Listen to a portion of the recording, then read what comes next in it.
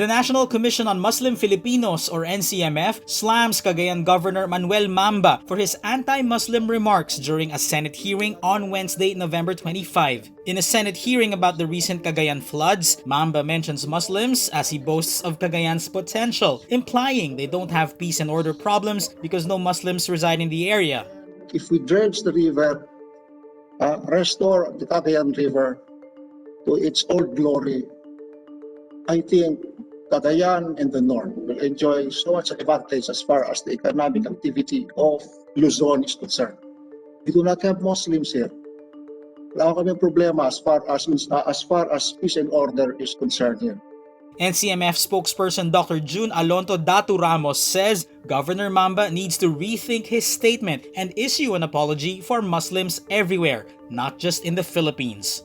Bangsamoro Parliament member Zia Alonto Adyong also blasts Mamba's statement, saying only bigots would link religious groups to peace and order problems. Meantime, President Rodrigo Duterte agrees with Bangsamoro Transition Authority or BTA officials that the fledgling region's transition period must be extended by 3 years. Presidential spokesman Harry Roque says the president will help in efforts to amend the Bangsamoro Organic Law that says the transition period will end in 2022 to give way to the Bangsamoro region's first elections. The Senate passes on third and final reading the 4.5 trillion peso 2021 national budget bill with significant amendments increasing allocations for key departments to adapt to the COVID-19 pandemic. 22 senators on Thursday, November 26, vote unanimously to approve the budget bill. Senators Laila De Lima and Ronald De La Rosa were absent. De Lima is still in detention while De La Rosa is sick with COVID-19. Senate Finance Panel Chairperson Sonny Angara says the national budget is a budget of recovery and their main strategy to emerge from the heaviness and difficulty of the past year. Some items that received increases in the approved bill are health, education, energy, disaster response, social welfare, agriculture, transportation, labor, peace and order, arts and culture, sports, and infrastructure. The proposed 2021 budget includes 8 billion pesos in readily available funds for COVID-19 vaccines. Another 75 billion pesos in standby appropriations is allotted for more vaccines as well as for their storage, transport, and distribution. Meantime, Philippine vaccine czar Carlito Galvez Jr. announces on Thursday, November 26, the government and private companies are set to sign a deal for 2.2 million doses of AstraZeneca's COVID-19 vaccine on Friday, November 27. The 2.2 million doses will be completely funded by private firms. The government is still negotiating with AstraZeneca for around 20 million doses paid for with public funds. The AstraZeneca vaccine requires 2 doses, hence the 2 million to be donated by the private sector on Friday will be enough for only 1 million people. The pharmaceutical firm says its vaccine is 70% effective against COVID-19. The University of the Philippines will implement a no-fail policy this semester.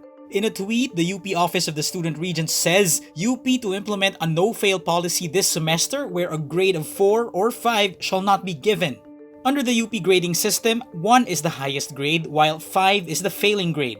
Meanwhile, the university will proceed with the semester despite calls from the UP community to end it immediately.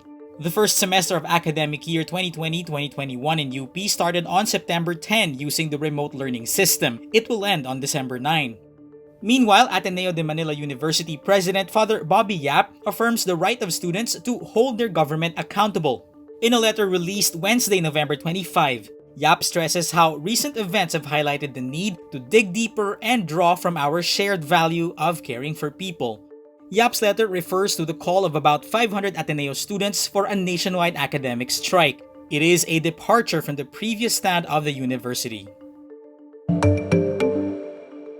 Diego Maradona, one of the greatest footballers of all time, dies Wednesday, November 25. He was 60.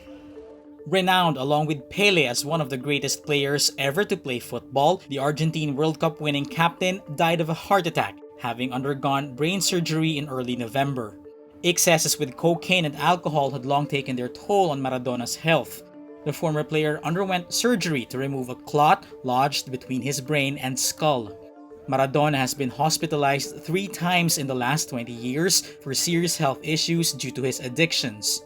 Maradona is best known for his hand of God goal against England in the 1986 World Cup quarterfinal in Mexico, when he appeared to use his hand to push the ball into the net before swerving through the English defenders for a memorable second goal that sealed victory. Maradona's death plunges the football world and his country Argentina into mourning. Pele says Maradona had been a dear friend and says he hoped they would play together in the sky one day. Gary Lineker, who was in the England team defeated in 1986, tweeted Maradona was arguably the greatest of all time, but makes a reference to that infamous goal. After a blessed but troubled life, hopefully he'll finally find some comfort in the hands of God. #RIP Diego. Lionel Messi, the Argentine considered one of the world's greatest modern-day players, said Maradona was eternal. Argentine President Alberto Fernandez immediately announces 3 days of national mourning in the South American country. A video claiming Vice President Leni Robredo's bar exam results are missing is false. A video published on YouTube on November 22, 2020 is titled Leni Robredo's bar results are missing. Thinking Pinoy cannot find it in the Supreme Court. The video itself contains the text, "Many doubt Leni's being a lawyer because of her confusing statements." The video has more than 77,000 views as of posting. The claim is false. Robredo is a lawyer. According to the Supreme Court, she was admitted to the bar on May 7, 1997 in Naga City. Searching for Robredo's name in the SC's lawyers list yields these details. The Supreme Court's Public Information Office tells Rappler the lawyers list is comprehensive except for lawyers who recently passed the bar exams.